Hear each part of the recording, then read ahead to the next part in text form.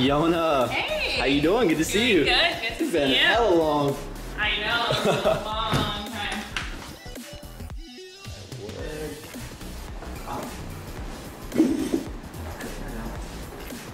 Yona, what's going on? Hey. How you doing? Doing good. It's been crazy. It's been such a long time. I know. What is it? It's been at least 4 years. At least. At least. Maybe even more, to be honest. It probably would. Yeah, actually. maybe even more than it might 4 have been 5. Yeah. Because for everybody who's watching, so me and Yona, we go way back. In my first clinical rotation, Yona was working there at the time. Shout out Signature Healthcare. Yep. Shout out Etienne, my CI. Etienne. And I remember, like, when I first met Yona, I was like, she was doing this whole, she was traveling all over the place. She was going all over the place, doing work, you know, things like that. I was like, oh, I want to be like that. And then I heard that she was a ball player, and then I tried to get her to play basketball against me, and she don't want that smoke. No. She don't want that smoke. I don't want to put you out, so.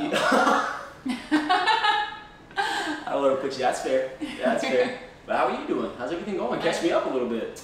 I'm doing pretty good, you know, just working at the PTA, currently doing home health. You know, I was living in Hollandale for some time. I don't know if you knew, but I was working down there and came back up here to Palm Beach and still doing it. So what was the decision to move down there to Hollandale? I moved in with my friend and things didn't work out, so I came back. Oh, I think I know what you're talking about. Yeah, okay. Guys, I was thinking, I was like, a friend. And I was thinking, I was like, that makes sense. Yeah, things happen, but hey, growing and learning changing, experience. Hey, that's it. Yeah. That's it right there. Yeah. So we got a absolutely kind of loaded sort of array of topics that we want to get into. Yeah. And I think the first one, we were kind of talking about this off camera, and I figured we might as well just dive right into it. Yeah. Oh, and an intro. What's up, y'all? This is episode 6 of the Sit Down. I'm here with my good friend Yona. We met way back in the day, like we had said. And Yona's, she's very intellectually sound, very deep, has a lot of deep thoughts. She's a deep thinker. Shout out Kyrie Irving. Oh, he also calls himself like a philosophizer. Oh, is like he? Deep think. He thinks he is. Deep philosopher. I love Kyrie Irving though. He's just the best. On the court, off the court. Hey, you see them Celtics though? Yes, Tatum. You see them Okay. Celtics. Oh, I forgot. New Yeah. England. Okay. Come on now. But let's dive into it, because I know we were sort of talking about the younger generation, right? Yes. In the role that we kind of play, especially where we're sort of at. Like, I feel like in the times that we're in right now, the younger generation, like you and I, we're going to have such a pivotal role, you know, in what our country looks like. Absolutely. You know, in the next 15, 20, 25 years. And the scary thing is I'm not exactly sure that everybody in our generation, in our age bracket, understands. Or is on the same age. Exactly. Right, so, you know, where are you kind of at with that whole thing? You know, where do you kind of stand with that whole sort of situation? So I feel as though we're such a big voice, right? And with everything that's going on in 2020, the inequalities and or even COVID, right. The way that we're handling that situation,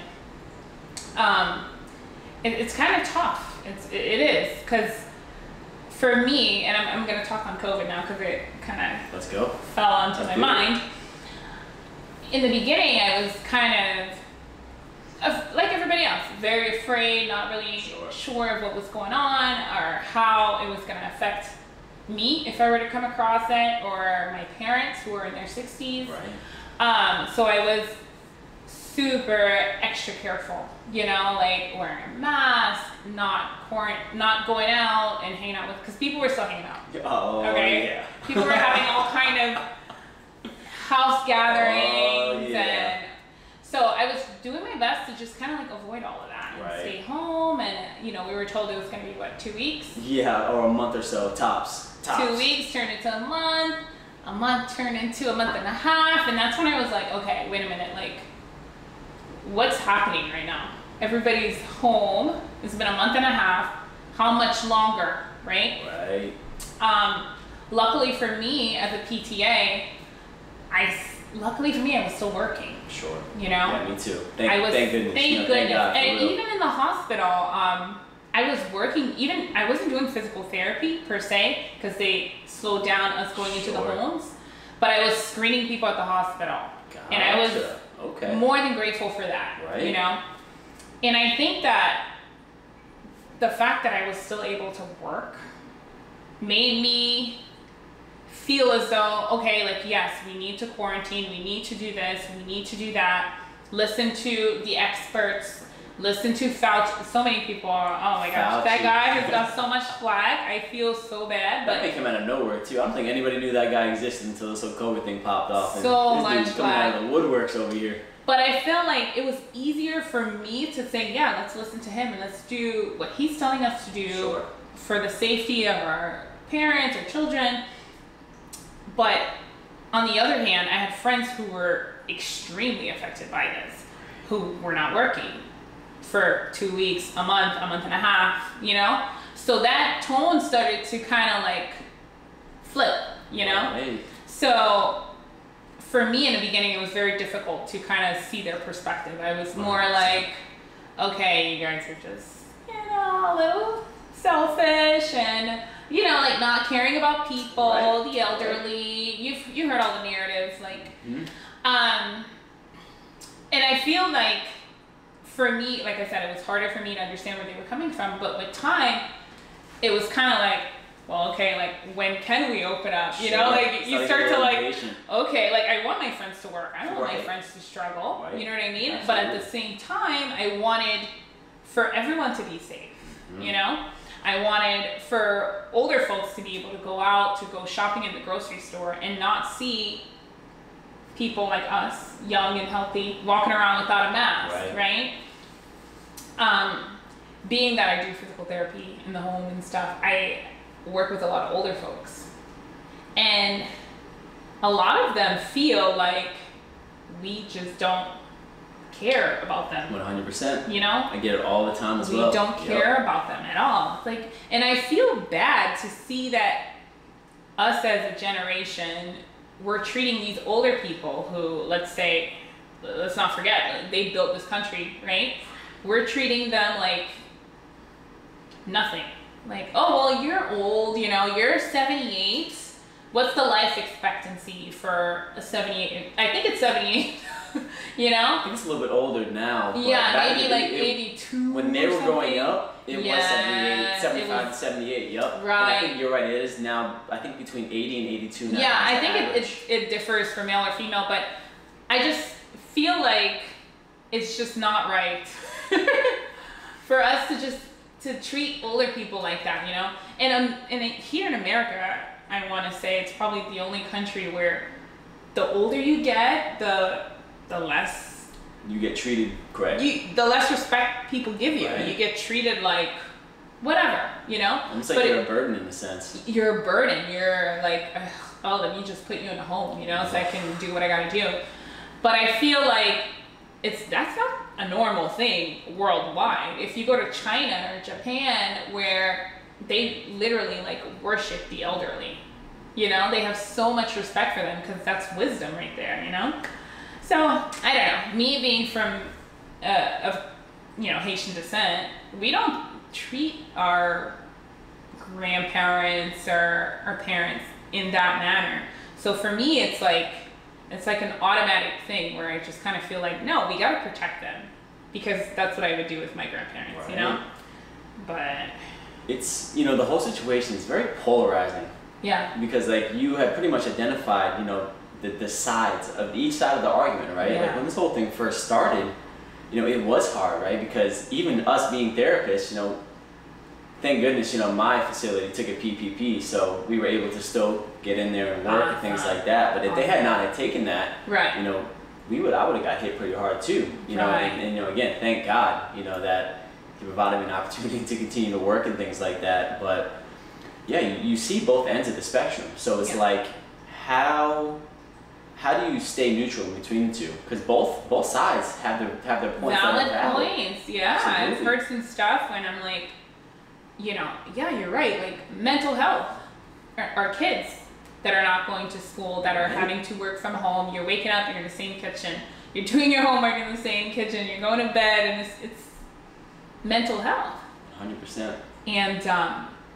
And not every kid has a kitchen. Right. You know what I mean? Like, let's not forget that. Period. Or food to eat. Right. I understand that schools were providing these children with computers and tablets or whatnot, but not everybody has that environment at home where it's a learning environment. Right. And so, I would say a large majority of the kids nowadays don't have a conducive environment to learn. That's why the school system is so important, and I think that's one of the reasons why I think Florida is lacking so much in their education, because a lot of the situations in Florida are not as they would be like where I'm from in Connecticut. Or maybe like where you're from. Canada. In Montreal, yes, it's day and night. Or like we were just talking about how we met and you were Etienne's student and Etienne left. He moved to Virginia for his children, for education. Better education. So it's, Florida is just, I'm not sure how to go about it, but it's very clear that there's an issue, especially in the education system. And that's reflecting on our kids too, and unfortunately. That's the thing, it's like, I don't know if you've seen the second episode of Sit Down and Have Bernie on, where he talks about a lot of companies will tend to invest in the people that they just brought on, not realizing that their upside is so much smaller than the person that's been in the system for 6-7 years. They don't want to invest in that person instead. Wow. And you see it like in Florida, you see it in where they invest their money into. They don't invest in education. No. They don't invest in the future. It's evidently clear. It's abundantly clear. You see it all the time. It's like, obviously, this whole COVID thing was kind of out of left field in a sense, and you can only prepare so much. But so much. But on the same token, you have to think like the fact that there were so, and I'm not talking about all educators, obviously, but no, we have some really good teachers out there. Absolutely. Okay, There's a lot of friends that are teachers. I met a ton of great teachers down here, but it's like more so the whole system as a whole, just how ill-equipped they were to deal with any sort of twist in the functioning system that they had in place. How that left them almost on an island. They were completely they were just like floundering around. They didn't know what to really do. I know. And this was in the beginning. Right? Day one, I think they had an issue like last week where they didn't prep for the abundance of people that were going to be logging in. So the whole website shut down. The whole site shuts down day one, and it's like, guys, no one thought about this. You know what I mean? It's frustrating, and it's very crystal clear that there needs to be some kind of,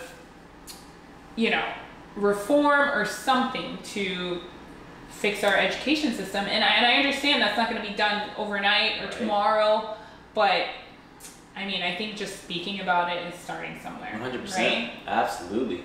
Yona, let me ask you this. In your opinion, because we have been talking about, our generation in particular, right? And let's turn it back to the whole COVID thing, because I think it's very powerful and valid to hear it from two people in the same generation, the same age bracket, roughly.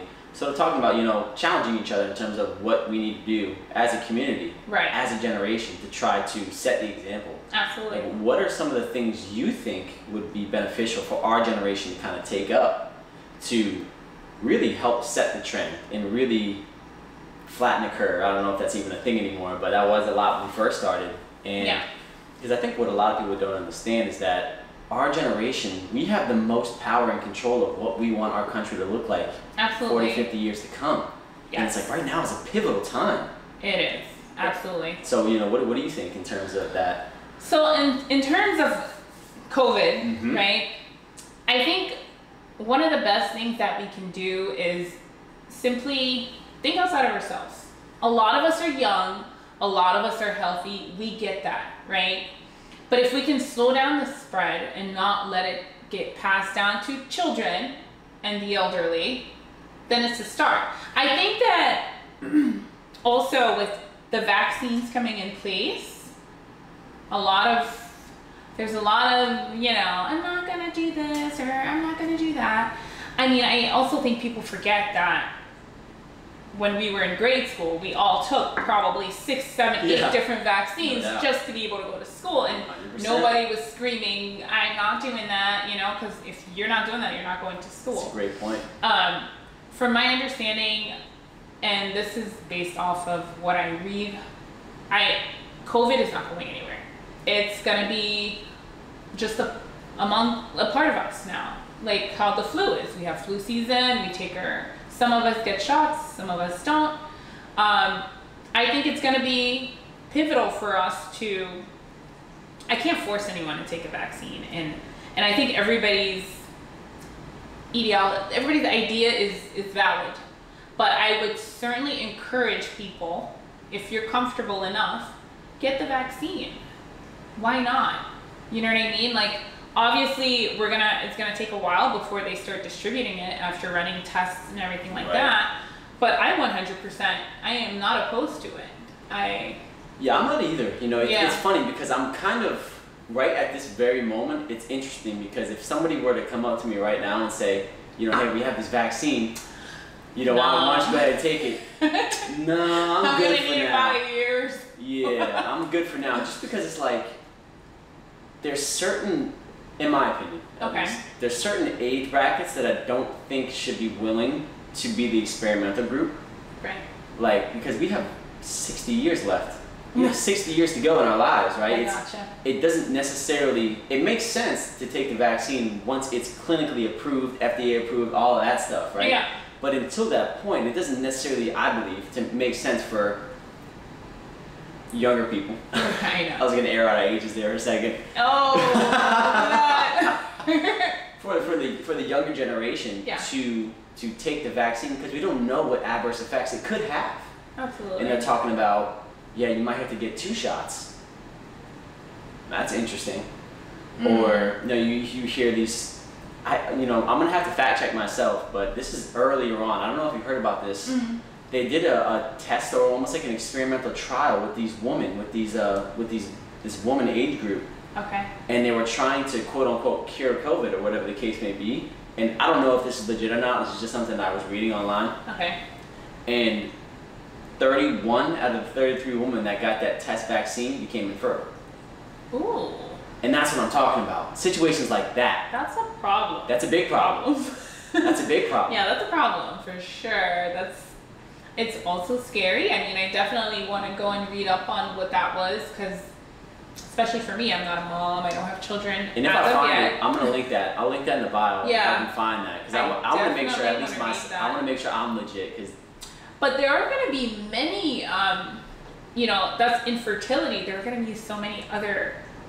It could be a lot of other things. Right. So I think, as you mentioned, it's going to be important for us to, I'm probably going to wait a little bit, like you said, and see what's going on. And the fact that, it may be a 2-series type of thing, it's not uncommon, because there's so many vaccines now. Like, I think the Hep B, it's several series. I think it's 2 or 3. So I just would hope that it could get to the point where it's like almost like it's like a flu shot, Absolutely. Where it covers a certain amount, a certain variety of strains. However, you may still get a strain that's not covered, and you may still get sick. That's true. And you know what's crazy too? Like, I keep thinking about this whole kind of shot situation, and I keep thinking to myself, like, the likelihood is that this whole COVID thing has probably been around for like years prior to this. Yeah, absolutely. Nobody just really knew what was going on. Absolutely. And that's like, it's almost like a kick in the face in the sense, because we were able to function in we as a community, as a society, we're able to function, do what we needed to do, kind of live our social norms without having to feel this huge impact. Now my question is, and that there's no answer to it, what changed? What was the difference, between X and Y? Why is there such a drastic change between that number and this number? You know what I mean? And that's what makes me curious, because it's like, you have to start to think there's gotta be certain control groups that are constantly showing up, like in an experiment, right? Right. For lack of better terminology. So it's like, my question is our generation part of the reason why it's like this? Is it the generation in front of ours, the generation below ours? Because I think that's something we need to figure out. Because I think curing COVID isn't really the cure. Right. It's curing what caused COVID to have such a foothold in society. Right. That's how you really cure COVID. It's the it's the functional changes you need to make, not necessarily a vaccine. Obviously, that's going to help because not everybody's going to be able to take that shield, you know, take that flag and sort of carry themselves in the right way. Right. But I think that's something that needs to be addressed, and no one's really talked about that, in my opinion, at least. Right, like just how they're going to be able to. And COVID, I heard a lot about the Spanish flu, and I actually learned a lot about the Spanish flu with this whole COVID thing, where I kind of went back and researched and was like, oh, how did this happen, you know?